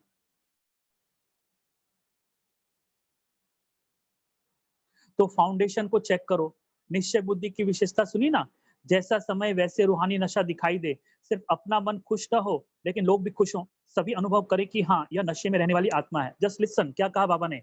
सभी अनुभव करें कि हाँ, यह नशे में रहने वाली आत्मा है। अब आपका दिमाग उल्टा काम करेगा। कैसे काम करेगा? कि अब आपका पूरा ध्यान कहाँ चला जाएगा? अब दूसरे लोग मेरे बारे में क्या कहते हैं? अब दूसरे लोगों को खुश करने की मैं कोशिश करूँगा। अब मैं ये पाखंड शुरू कर दूँगा कि मैं ऐसा दिखाऊँगा कि मैं बहुत नशे में हूँ। ये उल्टा उल्टा ज्ञान चालू हो जाएगा। आपको ये सब करना ही नहीं है, आपको ये सर्टिफ़िकेट लेना ही नहीं है। आपको सिंपली ये देखना है कि मैं नशे को अनुभव करूँ, दैट्स ऑल। मैं नशे में हूँ ये दिखाने की प्रैक्टिस मत करना। क्योंकि इसमें पूरा पुरुषार्थ आपका मतलब आप एक पाखंड का रास्ता चुन लिए हो। आपने पाखंड का रास्ता चुन लिया है। आपको रास्ता ये चुनना है कि मैं नशे वो क्या नशा होता है? Let me find out that नशा। Let me find out that नशा। देखो, एक होता है कि मैंने शराब पिया और मैंने शराब का नशा अनुभव किया और दूसरा है मैं शराब पीने का नाटक कर रहा हूँ। शराब नहीं पिया है, शराब पीने का नाटक कर रहा हूँ। तो जो शराब पीने का नाटक करेगा, क्या उसको शराब का अनुभव होगा? बिल्कुल नहीं होगा। उसको शराब पीना पड़ेगा। शराब पीकर मेरे को शराब क्या होती है इसका नशा मालूम पड़ता है। वो नशा, वो बहकना, वो पूरा आस-पास की परिस्थितियों का झूमना, वो मुझे पीकर ही मालूम पड़ेगा। भले वो बर्बाद करने वाला है नशा है, भले वो सत्यानाश करने वाला है, पर उसका भी अगर अनुभव करना हो, मुझे वो अल्कोहल अपने अंदर में डालना पड़ेगा। लेकिन एक है जिसने कभी ज़िंदगी में शराब नहीं पी, पर नाटक बड़ा अच्छा कर रहा है, तो कभी-कभी उस नाटक से दूसरे को धोखा हो सकता है कि भैया ये शराबी है। इसलिए देखो, जो फ़िल्में होती हैं, उसमें शराबी का कितना अच्छा नाटक करते हैं, कितना अच्छा कि लगे कि ये सचमुच शराबी हो, ठीक है? लेकिन उसने शराब पी नहीं है, वो शराब पीकर वहाँ पर ड्रामा नहीं कर रहा है, वरना डायलॉग ही भूल जाएगा, भाग जाएगा वहाँ से खड़ा होके।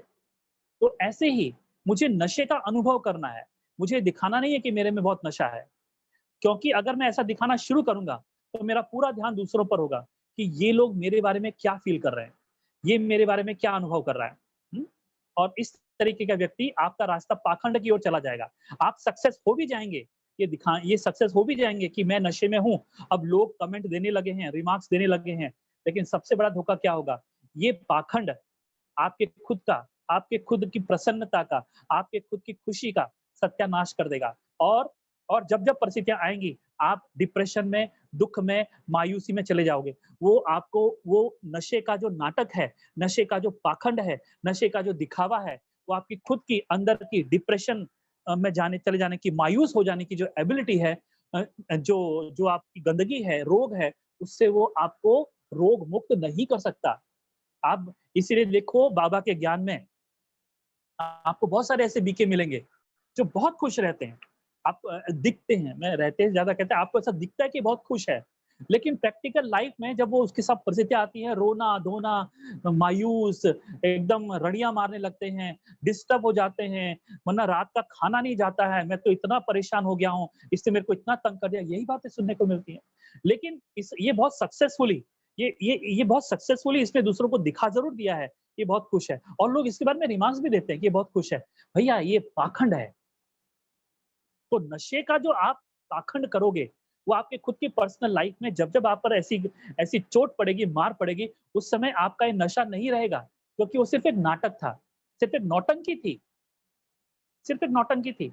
तो ये यही है ना बाबा के परिवार में हँसते हुए चेहरे आपको बहुत दिखाई पड़ेंगे, कि बड़ा स्माइलिंग फेस, बड़ा जो ऐसा नशे में दिख रहा है, सेवा कर रहा है तो ऐसा लग रहा है कि बहुत उमंग उत्साह में है। लेकिन जब परिस्थितियों की लात लगती है, जब परिस्थितियों की मार पड़ती है, तो ये व्यक्ति चिल्लाने लगता है, बड़बड़ाने लगता है। इसकी बड़बड़ भी हो जाती क्यों? क्योंकि असल में सेवा करते वक़्त ये उमंग उत्साह में होने का क्या कर रहा था? नाटक। असल में असल में ये ब्राह्मण परिवार में ज़्यादा से ज़्यादा दिखाने की कोशिश कर रहा था कि ये बहुत सुखी है, बहुत आनंद है, बहुत मौन में है, बाबा के ज्ञान में है, बाबा के नशे में है। ये सब दिखाने की कोशिश में ये सब दिखाने की कोशिश में इसकी कशिश मार खा गई। ये कभी बाबा से कशिश का अनुभव नहीं करेगा और जब-जब जीवन में परिस्थितियाँ आएँगी, आप इसकी लाइफ में इसकी असलियत बाहर आते हुए दिखाई पड़ेगी। क्योंकि इसने उन बातों को अहमियत ही नहीं दी, जिन बातों को शुरुआत से ही अहमियत देनी थी। Let me know what is that experience of soul deeply इन बातों पर अहमियत ही नहीं दी। इसकी सारी अहमियत किस पर थी? परिवार पर। परिवार की बातों में गुंथा रहना, इसके लिए ज़्यादा इम्पोर्टेंट बातें रही नहीं, तो आज उसका क्या खामियाज़ा वो भुगतेगा। इसकी परिस्थिति बड़ी विचित्र और बड़ी डिस्टर्बेंस हो जाएगी, क्योंकि इसने सीरियसली उन बातों को सीरियसली लिया ही नहीं है, जो कि लाइफ का आधार थी, जीवन का आधार थी। इसलिए बाबा को ये मुरली चलानी पड़ती है कि निश्चय बुद्धि विजयंती। भैया तुम विजय की बात करते हो, तुम अपने निश्चय को तो टटोलो। तुम्हारा निश्चय ही डामाडोल हो रहा है। तुम्हारे निश्चय में ही 100-100 छेद हैं। तो तुम किस विजय की बात करते हो? और बाबा को दोष देते हो कि विजय नहीं मिल रही है, बाबा मदद नहीं कर रहा है। अरे बाबा मदद क्या करेगा? तुम्हारी हिम्मत में ही दाग है। तुम हिम्मत कौन-सा कर रहे हो? एक बॉडी कॉन्शियसनेस वाले व्यक्ति जब हिम्मत करेगा तो उसकी हिम्मत में भी बॉडी कॉन्शियसनेस ही होगा ना। और बॉडी कॉन्शियसनेस वाली हिम्मत कभी भी बाबा की मदद को एक्सट्रैक्ट नहीं कर सकती, अट्रैक्ट नहीं कर सकती, नहीं कर सकती अट्रैक्ट। तो ये मुद्दा आप ध्यान पर रखना, ये मुद्दा आप ध्यान पर रखना। तो निश्चय बुद्धि विजयंती इसके सीक्रेट्स को जानने के लिए आपको ये बात समझनी होगी। अपने दावे पर थोड़ा क्वेश्चन चिन्ह उठाना। जब-जब मैं दावा करता हूँ मैंने बाबा को इतना याद किया लेकिन मिला क्या? मैंने ये किया पर क्या हुआ?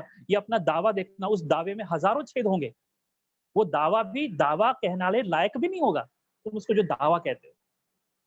सो डीपली अपनी पर्सनैलिटी को, अपने विचारों को चेक करने की बहुत ज़रूरत है। इसलिए कहा ना आपकी मदद आप जब आप मदद की डिमांड करते हो, वो बॉडी कॉन्शियसनेस में होकर मदद की डिमांड करोगे, तो वो मदद भी गलत चीज़ की मदद हो जाएगी।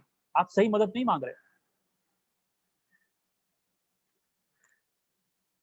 अच्छा, सर्वनिश्चय बुद्धि विजयी रत्नों को, सर्वनिश्चिंत बेफ़िक्र बच्चों को, सर्वनिश्चित विजय के नशे में रहने वाले रूहानी आत्माओं को, सर्व तूफ़ानों को पार कर तोहफ़ा अनुभव करने वाले विशेष आत्माओं को, सदा अचल, अडोल, एकरस स्थिति में स्थित रहने वाले निश्चय बुद्धि बच्चों को बाप-दादा का याद प्यार और नमस्ते। आज का वरदान है, व्यर्थ की लीकेज को समाप्त कर समर्थ बनने वाले व्यर्थ की लीकेज को समाप्त कर समर्थ बनने वाले कम खर्च बाला नशीन भवा।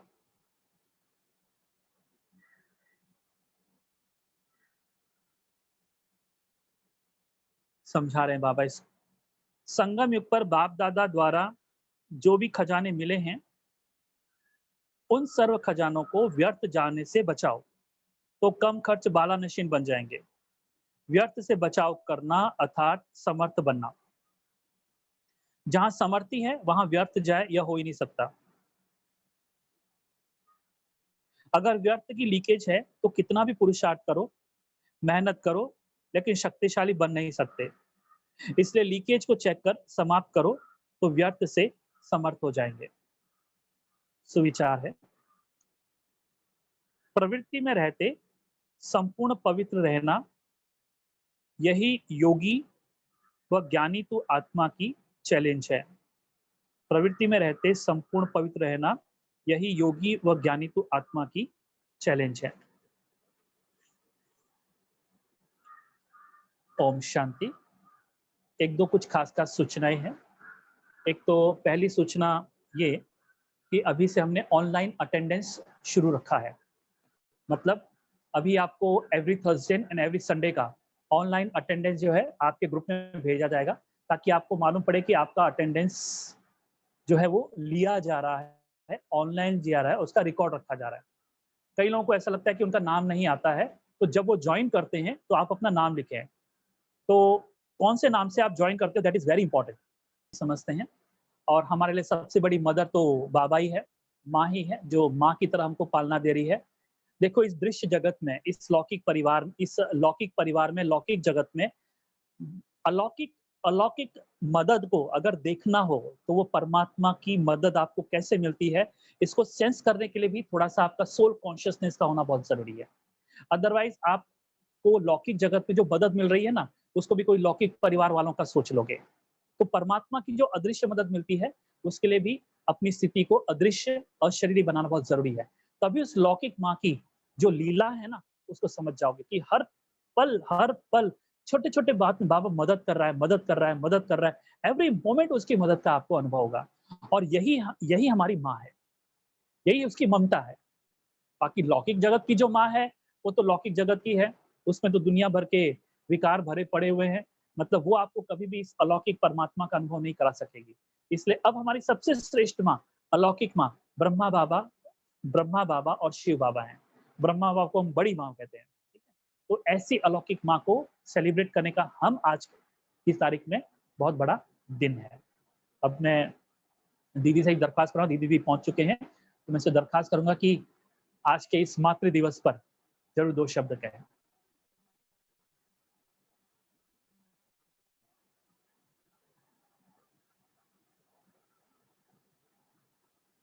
और उसके बाद फिर सरस्वती, जगदम्बा माँ, उन सभी की विशेष याद आती है, क्योंकि उनसे ही हमें ये अलौकिक पालना मिलती है। और हम सभी कितने भाग्यशाली हैं कि इतने सुपीरियर, सबसे सुपर पालना करने वाली हमारी माँ मिलती है। तो बच्चे फिर कैसे होने चाहिए? कहते हैं ना कि माँ ही बच्चे को बनाती है। तो शिव बाबा भी हमको बहुत ही ऊंचा देवी देवता बनाते हैं, तो हमें भी ऐसा बन के दिखाना होगा।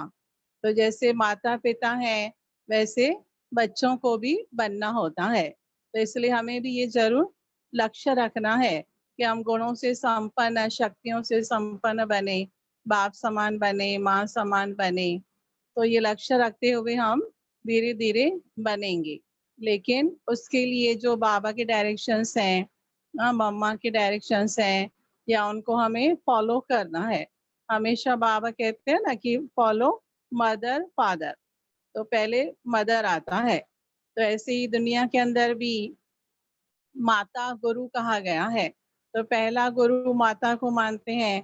फिर भाषा के लिए भी कहा जाता है मातृभाषा।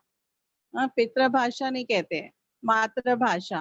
तो इसलिए दुनिया के अंदर भी माँ का एक महत्व है, क्योंकि माँ जो है वो बच्चों को देती ही रहती है, कभी लेने का संकल्प नहीं करती है। और जितना त्याग तपस्या बच्चों के लिए माँ करती है, उतना और कोई नहीं कर सकता है। तो इसलिए माँ की सबसे ज्यादा वैल्यू होती है। और यहाँ पर फिर हमें अलौकिक माँ मिलती है, जो उनसे भी ऊंचे है। जो हमें पालना तो करते हैं, लेकिन साथ साथ बहुत सुंदर भविष्य भी बनाते हैं। तो सभी मनुष्य मात्र की जगत की जो माँ है, वो है शिव बाबा, ब्रह्मा बाबा और मम्मा सरस्वती माँ। ऐसे ही देखो, भक्ति में देवियों को भी माँ कहते हैं, हालांकि वो तो शादीशुदा नहीं होती हैं, लेकिन फिर भी सभी उनको माँ माँ कह करके पुकारते हैं, क्योंकि इस समय सभी ने अलौकिक माँ बन करके कईयों की ज्ञान से पालना की, योग से पालना की, तो इसलिए फिर उनको माँ के रूप में याद किया जाता है। तो हम सभी भी मम्मा को, ब्रह्मा बाबा को मदर्स डे कहेंगे, और उसके लिए कुछ बच्चों ने ग्रीटिंग्स भेजे हैं, वो आपको हम ऑनलाइन दिखाएंगे। तो अभी हम थोड़ा सा सेलिब्रेट करेंगे और आपको ग्रीटिंग्स दिखाएंगे। ओम शांति। ओम शांति। तो एक ग्रीटिंग कार्ड मैं आपको दिखाना चाहूंगा। ये ग्रीटिंग कार्ड है, आप देख सकते हैं। जैसे आज चर्चा हो रही थी कि दिल में बाबा बैठे, मुख में नहीं। बाबा को दिल में बिठाना है, मुख में नहीं बिठाना है। तो इसमें लिखा हुआ है हैप्पी मदर्स डे। ये जो दिल का देखो आप देख रहे हैं, बहुत सुंदर है, बहुत सुंदर इसमें लिखा हुआ है। और फिर उसके पश्चात फूल हैं और उसमें लिखा हुआ है कि मेरा बाबा, प्यारा बाबा, मीठा बाबा। अच्छा, और ये बनाया है सुषमा और उनकी बेटी है श्रावणी इंगले, तो उन्होंने बनाया है। पढ़ के नहीं सुना है।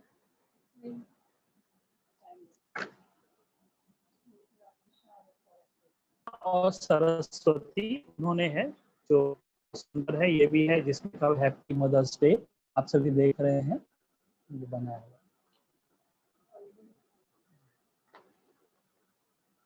इधर खोल के जैसे आपको दिखा रहे हैं, शांति स्तंभ बनाया हुआ है, जिसमें से प्रकाश की टावर ऑफ पीस हमारे अति प्यारे पिताश्री जी की दिव्य स्मृति में आप देख रहे हैं, बहुत सुंदर बनाया हुआ है।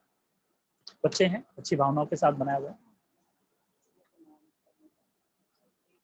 ये किसने बनाया? हाँ,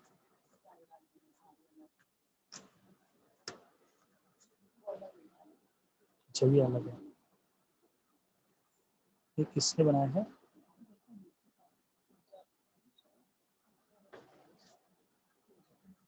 पूजा।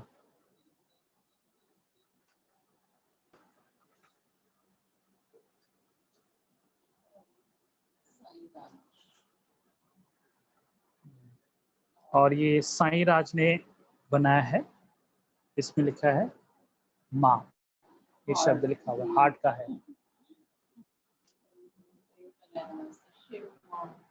ये किसने बनाया?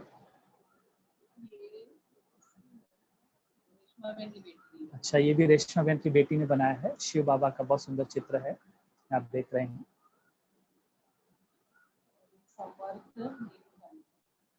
इस समर्थ नीलकंठ उन्होंने बनाया है मानपुर से, ये आप देख सकते हैं।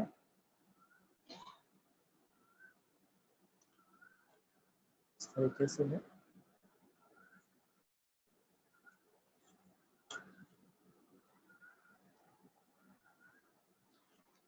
ये अंदर में माँ का चित्र, माँ बच्चे का चित्र भी है और योगी का चित्र भी है। श्रुति, श्रुति ने बनाया है ये, देख सकते हैं, इसे खोल के दिखा रहे हैं। माँ के ऊपर उन्होंने चित्र बनाया है।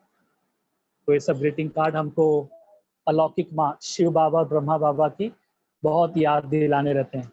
अपनी खुद की माँ को याद नहीं करना, ब्रह्मा बाबा को, क्योंकि वो तो याद जन्मों जन्मों हमने किया है, लेकिन इस माँ को हमने बहुत कम समय दिया याद के लिए, तो इस माँ को आज याद करना।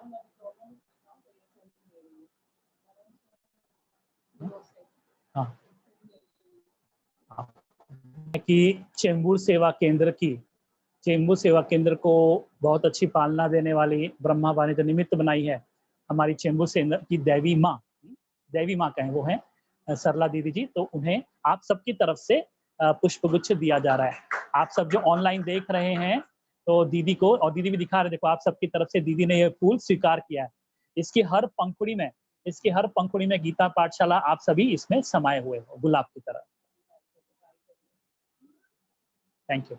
आप सबकी तरफ से फिर मैंने भी गुलाब का फूल स्वीकार किया। हाँ, दीदी सामने ले जाइए। अभी आपको 5 स्टार चॉकलेट दे रहे हैं एकदम आगे से। सभी सभी सभी हाथ आगे कीजिए, सभी हाथ आगे कीजिए। हाँ, आपको 5 स्टार चॉकलेट आज के लिए, क्योंकि माँ की तरफ से, हाँ, माँ की तरफ से बच्चों को 5 स्टार चॉकलेट मिलता है ना, तो ये आपको 5 स्टार चॉकलेट दिया जा रहा है, वो भी गोल्डन उसमें रैप किया हुआ।